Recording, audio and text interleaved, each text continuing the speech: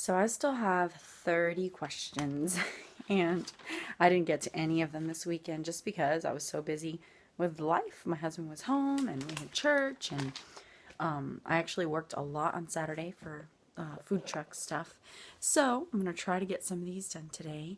I have a lady who has a 3-year-old and is expecting another son who says she found me searching Charlotte Mason stuff and just wants advice. My advice is just ride with it. It's going to be a crazy transition to add a second child. I think adding one and two is what they say is the hardest. I think it's always an adjustment period after you add two, when you add your third and fourth and fifth.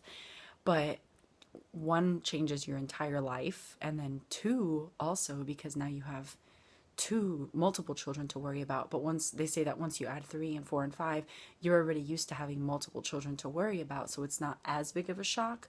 But obviously it's still a transition period, and it's still, adjustment is necessary. So I would just say don't have too high expectations. Be ready to be on survival mode for a while because that's totally normal. A 3-year-old is not going to suffer from not having an organized and structured school schedule, an organized and structured homemaking schedule. I would just have a very, very, very loose routine that is easy to change if necessary. If you want to plan your life around feedings, go for it. If you want to plan your life around naps, go for it. I don't think there's a wrong or a right. If you want to take, if you want to stay home some days for the baby to nap and you don't want to stay home some days when the baby needs to nap, go for it. There's no right or wrong. I would definitely, I remember when I first had Joelle, Ivan was still napping in the afternoon. I think maybe one nap a day at that point. And so during that nap, they would both sleep for like the first hour of it, and then Joelle would wake up before Ivan for like the second hour of it. And I would just have my one-on-one time with the baby at that time because it was different.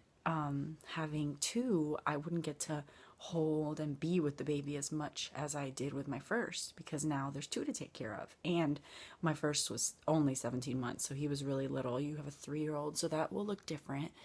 But yeah, I would just be very laid back about it and not have a bunch of expectations because you don't know what to expect, and that is okay. And one day, soon after, you'll reach a new normal, and it'll change also through time, but not as fast.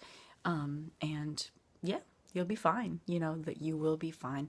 As far as school goes, I wouldn't worry about anything at that age. If you have time and you're excited about teaching letter recognition, number recognition, colors, shapes, days of the week, months of the year, all of those things can be taught very easily to a 3-year-old with songs, with just everyday conversation, with sitting down and playing and coloring together, whatever. But you also don't have to do that.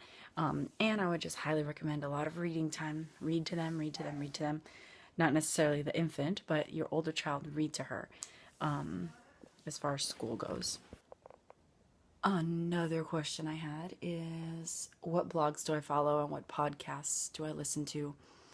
I do not follow anything and I don't listen to anything. But when I do, which I can't remember the last time I did, I listen to John MacArthur podcasts. I look up Paul Washer sermons on occasion on YouTube. And that's it. And I mean, I don't remember the last time, so it's been months upon months. I just don't do that. I don't have time for that in my day. When I do that, sometimes at night when I'm showering, I think of it and I'm like, oh, let me put something on while I shower. And then my husband listens to Johnny Mac all day at his job. So he'll say, oh, I heard this today. And he'll send it to me and ask me to listen to it. And maybe while I'm vacuuming, I'll have my headphones in and listen. But I mean, it's really rare that I listen to anything. As far as blogs, again, I can't remember the last time I looked at anything, but I used to be more regular at checking out A Holy Experience, Women Living Well, Raising Godly Tomatoes, and that's it. I mean, again, I don't really like sit on the computer ever. So that's not very helpful, but that's the truth. I have a question about how to be friends with a guy and not be a couple. After you're married, the way you view your relationships with guys is going to change dramatically. Looking back, I think it's so weird the way that I used to interact with guys. I've never been a flirt. I've never been, like that at all. But still, like, you hug your guy friends and you talk to your guy friends about things that I would never talk to guy friends about now. I do sometimes side hug my guy friends now, because we're close to some couples that we really love. And, you love your friends' husbands too. It's not like, don't touch me, but it's definitely different. I don't know. I think, not putting your heart out there, not being a couple would be good. Just having a Christian friendship relationship, hanging out in groups would be wise, the Christian singles at church. Not flirting, not talking about inappropriate things, not crossing the line where, it's inappropriate and just stuff you shouldn't be discussing. Maybe not being on the phone after a certain time of the night, not committing to a relationship. I don't know. Friends with a guy, I guess just like any friend, but the gender is a male, and don't begin a relationship with them. So if you have a tendency to fall for all your guy friends, then don't have any guy friends. Hang out mainly with girls, and every now and then, in groups with guys, but don't have one-on-one time hoping that something will come out of it, I hope that answers that question. If not, please feel free to ask again. And then breakfast ideas. I'm kind of boring with breakfast. We love eggs. We love toast. We love fruit. We love oatmeal, pancakes, French toast. I guess like the fanciest stuff I make on occasion is like this quinoa bowl. I'll make quinoa and then mix it up with almond milk and warm it, and then top it with like a dollop of almond butter. And then on the skillet, put bananas, maple syrup, butter, pecans or walnuts with a little cinnamon and vanilla, and just like cook that until it gets like sticky, and then top the quinoa and almond butter and almond milk bowl with that. And it's really yummy, but I don't make that very often. And then, I don't know, like every now and then I'll make scrambled eggs with Spanish chorizo or ham. If I have leftover roast, I love making sweet potato hash and then putting the roast in it with fried eggs on top. Love that. We really like just white potatoes peeled and cut up, sauteed in butter with eggs and a little bit of cheese on top. And then if I have leftover tortillas from last night's dinner, I'll make like breakfast burritos. So that's pretty much it. And I'll try to do this one without my phone stopping me. How do I get things done and not procrastinate? And how do you survive in college with no Christian friends? Pretty much only seeing Christians on Sundays. I would let your church know that you have no Christian friends at school and have accountability and prayer for that. I would be actively and intentionally in touch with friends that you have that are Christian throughout the week. And then at church, at school, view it as a missionary, view it as a ministry. You may be the only believer and it may be exhausting, but you'll go Sunday in fellowship and be refueled by your family in Christ. And then while you're at school, just be a walking gospel, be a picture of Christ to everybody. And yep, it might be draining. And yep, you may need to go home at night and just be alone sometimes. But if you view school as an opportunity to share Christ, it'll be more focused on him and less focus on you not having friends,